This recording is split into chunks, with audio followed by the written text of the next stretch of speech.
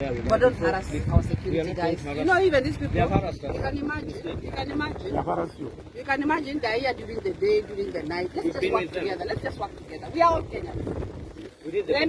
Let me beg. You know this incident, Kumechemka, people have died. People have lost lives.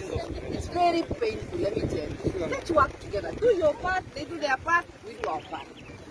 And I know every docket will be trying to come here. I've come here because of the children. Yeah? Somebody else will come because of the women. Kama ya baba iko.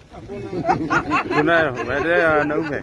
Lakini nyinyi ndio mmekuwa indeli. Kwa sababu yetu tulikuwa tunaandika hizi story mkaona mkali. Thank you. Yeah, I appreciate. Let me tell you, we are Kenyans, let's work together.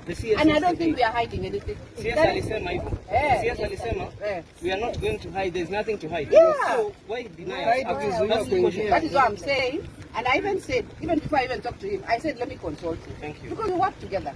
Let me find out what it is. And I've taken your number. And I'll get back to you. I mean my words. Yes. Take it from me. I'll talk to him and I'll get back to you. Yeah. So, meanwhile, let's work together.